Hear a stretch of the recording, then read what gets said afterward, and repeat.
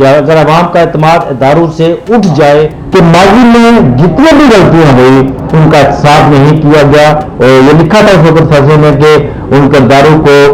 कटारे में लाया जाए या वकलात के जहाँ पर जो प्रोसीडिंग होती है कि वो कौन सी आखिर ताकतें हैं, फिर जब 2014 के दमे के पीछे कौन था। बिस्मिल्लाहिर्रहमानिर्रहीम। आज सुप्रीम कोर्ट ने फैजाबाद धरना जो नजरसानी धरना था उसके हवाले से जो गुज़श्ता रोज़ वहाँ समात हुई उसका आज 4 सफ़ात पर सुप्रीम कोर्ट ने अपना जो कल की समात थी उसका तहरीरी हुक्मनामा जारी किया है। सुप्रीम कोर्ट ने आज ये तस्लीम किया है, उस हुक्मनामे में ये चीफ जस्टिस काजी फाइज ईसा ने हुक्मनामा लिखा है और उन्होंने अपने हुक्मनामे में ये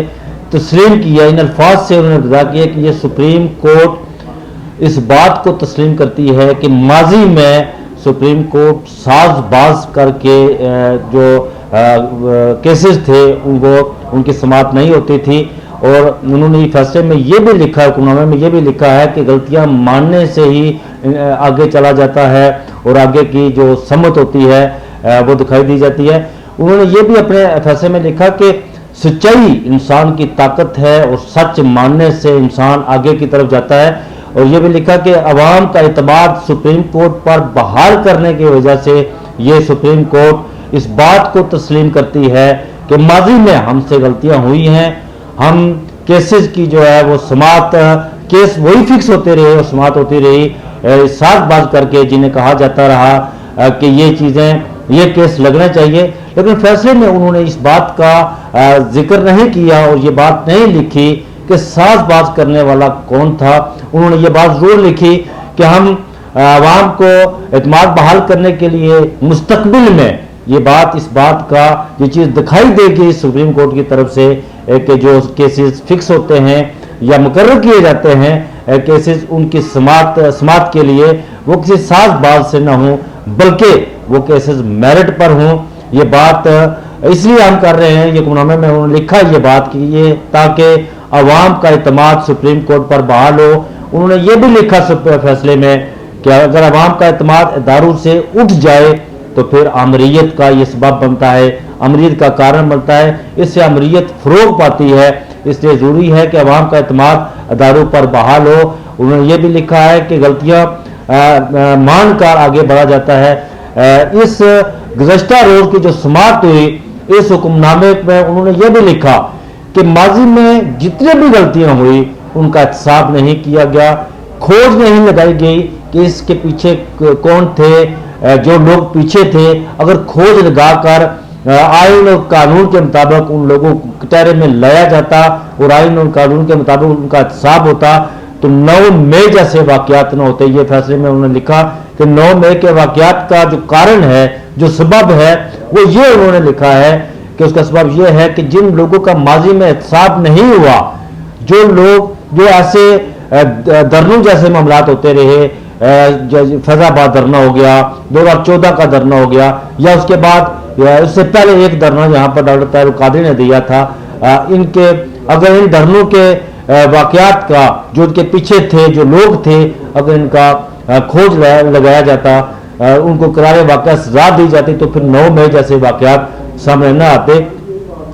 चीफ जस्टिस काजी फाइज ईसा ने सच के हवाले से बड़ी खूबसूरत बात लिखी। उन्होंने लिखा कि सच जानकर इंसान आगे जाता है और सच्चाई जो है वो इंसान को आज़ाद करती है, सच्चाई इंसान की ताकत है। ये बिल्कुल बहुत अच्छी बात उन्होंने लिखी। और हमारा जो हम जिस दिन को मानने वाले हैं, हमारा दिन भी यही कहता है। लेकिन गुज़श्ता रोज़ की जब समात हो रही थी तो मैं कोर्ट रूम के अंदर मौजूद था, जब शेख रशीद रोशनी पर मौजूद थे, उनके वकील भी मौजूद थे। तो चीफ जस्टिस ने जब पूछा,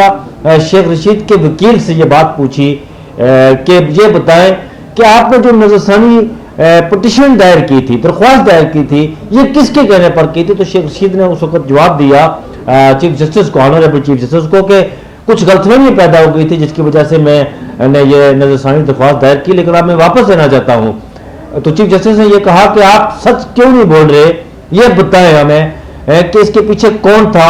और ये भी उन्होंने सवाल उठाया चीफ जस्टिस ने कि एक ही वक्त में कोई 8 से 9 दरख्वास्तें नजरसानी दरख्वास्तें दायर होगी फैजाबाद धरना के खिलाफ। जो फैजाबाद धरना के खिलाफ जो फैसला दिया था वो ऑनरेबल चीफ जस्टिस, उस वक्त ये जस्टिस थे, उन्होंने फैसला दिया था और उन्होंने कुछ अहम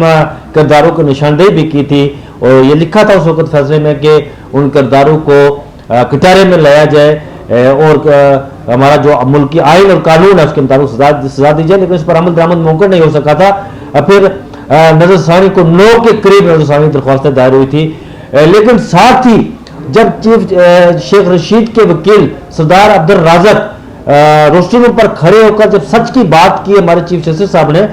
तो उस वक्त उन्होंने कहा कि आप ठीक कह रहे हैं कि सच कोई नहीं बोलता, लेकिन आजकल इस वक्त सच बोलना बड़ा मुश्किल है और बड़ी हिम्मत का काम है। तो चीफ जस्टिस ने यह बात कही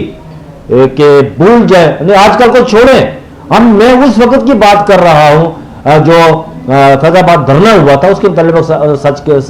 बोले और सच की बात करें। वो बार बार इस बात की तकरार कर रहे थे, जैसे बार बार कह रहे थे कि जो फैजाबाद धरना हुआ था उसके मुताबिक सच बोले, लेकिन जब सरदार अब्दुल राज़क ने ये बात अदालत के सामने रखी कि सच बोलना बड़ा मुश्किल है और हिम्मत का काम है आजकल, तो चीफ जस्टिस को ये चाहिए था कि अगर सच की खोज लगानी है तो मैं बासात एहतराम जान के अमान पाते हुए कि मैं हूं तो कोर्ट रिपोर्टर, मैं कोई सवाल तो नहीं उठा सकता वहां पर, लेकिन मेरा काम जो है वो रिपोर्टिंग कर रहे हैं। आपके मुंह से जो निकले हुए लफ्ज होते हैं या वकलाफ के या जहां पर जो भी प्रोसीडिंग होती है उसको रिपोर्ट करना मेरा काम है, वहां मैं सवाल नहीं उठा सकता। लेकिन जिस वक्त ये बात आप कर रहे थे, कल ये सवाल आपने उठाया कि आजकल की बात छोड़े उस धरने के सच की बात करें, तो इंतहाई बासत एहतराम जान के मान पाते हुए कि चीफ जस्टिस साहब, अगर आपने इस मुल्क की कल सीधी करनी है, अगर आपने ये इरादा कर लिया है, ये तैयार कर लिया, जिस तरह आपके हर रिमार्क्स में, हर समाज के दौरान जो आप रिमार्क्स देते हैं, हर फैसले में आपकी तरफ से जो लिखा आता है फैसला, उसमें जमहूरियत के हवाले से आप बात करते हैं, सच के हवाले से आप बात करते हैं, गलतियों को मानने के हवाले से, आगे बढ़ने के हवाले से बात करते हैं, तो फिर ये इसकी भी खोज लगानी चाहिए कि वो कौन सी आखिर ताकतें हैं जो सच नहीं बोलने दे रही, या जो सच बोलता है उस पर ये जमीन तंग कर दी जाती है इस पाकिस्तान की। इसकी खोज लगानी चाहिए आपको। और शायद आपने एक दफा मेरे साथ मैंने एक सवाल भी आपके सामने रखा था, लेकिन सवाल को शायद आपने बिल्कुल वो टाल दिया था। लेकिन अगर आप चाहते हैं कि ये मुल्क जो है इसका मुस्तकबिल, हमारे बच्चों का मुस्तकबिल, पाकिस्तान का मुस्तकबिल रोशन हो, तो फिर ये जानना जरूरी है कि 2000 फैजाबाद धरने के पीछे कौन था, फिर 2014 के धरने के पीछे कौन था, या उससे पहले अगर चले जाए तो डॉक्टर ताहिर कादरी जब आए तो उस वक्त धरने के पीछे कौन था। लेकिन जब आप सरदार अब्दुल राज़क को कह रहे थे कि आजकल की बात छोड़े उस वक्त की बात करें, तो चीफ जस्टिस साहब, ऑनरेबल चीफ जस्टिस साहब, बासात एहतराम, जिस वक्त आप इस केस की समाप्त कर रहे थे तो फैजाबाद में जो धरना हुआ था, इस धरने के जो मास्टर माइंड थे, जो रूल रवान थे बाजार सामने जो थे, वो खादिम रिजवी साहब थे, मुला खादिम रिजवी साहब। लेकिन आपकी उस जितनी भी इसमें समाप्तें हुई, 3, 4, 5 हुई, इस समाप्त में जो आपने रिमार्क्स दिए थे वो डॉक्टर ताहिर कादरी के हवाले, कनेडा में बैठे एक शख्स के हवाले से, और मैं ये जब रिपोर्ट कर रहा था तो मुझे ऐसा लग रहा था कि ये जो धरना था फैजाबाद का, ये खादिम रिजवी ने नहीं बल्कि डॉक्टर ताहिर कादरी ने दिया है, और आज डॉक्टर ताहिर कादरी कटारे में खड़ा है और आप उससे पूछताछ कर रहे हैं, उस पर सवाल उठा रहे हैं, उससे जवाब मांग रहे हैं। हालांकि डॉक्टर ताहिर कादरी का उस धरने से कोई ताल्लुक नहीं था, ये धरना तो खादिम रिजवी साहब ने दिया था। मुझे यहाँ पर अच्छी बात है आपकी तरफ से, जब ये आपने ठीक फैसले में ये भी लिखा कि अदारे ठीक होंगे तो मुल्क आगे की समत बढ़ेगा। बिल्कुल ठीक है, हर इदारे को अपने डोमेन में रहकर काम करना चाहिए, एहतसाब करना चाहिए, लेकिन अगर वो सच या जिस एहतसाब की ऑनरेबल चीफ जस्टिस साहब आप बात करते हैं कि मखसूस लोगों को, एक खास दायरे वाले लोगों का एहतसाब हो, तो फिर मुल्क इस तरह आगे नहीं जाया जाता। एहतसाब होना चाहिए और बिला वो कहते हैं एहतसाब, बिला तखसीस एहतसाब होना चाहिए, कोई उसमें पसंद नापसंद की बात नहीं होनी चाहिए। ये मुल्क इसी सूरत में आगे जा सकता है। अल्लाह ताला हमारा हामी नासिर हो। और इस अगर आपने फैसला कर लिया है कि इस मुल्क को की कल को सीधा करना है, तो फिर बिला तखसीस एहतसाब करें और हर एक को जो भी है वो उसको कटारे में लाएं और आइन और कानून के मुताबिक। ये भी आपने ठीक लिखा कि